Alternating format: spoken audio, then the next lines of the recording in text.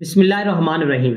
مرد اگر ناپسند عورت سے شادی کر لے تو بھی اپنا بستر اس سے گرم ضرور کرتا ہے، حالانکہ مردانگی تو یہ ہونی چاہیے کہ وہ اسے چھوئے بھی نہ۔ دن رات بیوی کو نفرت کے تانے مارنے والا مرد ہر بات پر اسے یہ یاد دلانے والا کہ اس شادی میں میری مرضی شامل نہیں تھی، چند بدبودار قطروں کے خراج کے لیے سب بھول جاتا ہے۔ کیا یہ ہے مرد کی مردانگی؟ مجھے نہیں لگتا ایسا انسان مرد ہو سکتا ہے۔ مردانگی صرف بستر تک محدود نہیں ہوتی، دیگر معاملات زندگی میں عورت کے ساتھ قدم با قدم چلنے، اس کی عزت کرنے کا نام مردانگی ہے۔ اگر مردانگی صرف جنسی تعلق کا نام ہے تو کتا مردانگی کی اعلیٰ مثال ہے، جو جنسی اختلاط کرنے کے لیے مخالف جنس کے پیچھے بھاگتا رہتا ہے۔ مردانگی رشتوں کو نبھانے میں ہے، برداشت کرنے اور سہنے میں ہے۔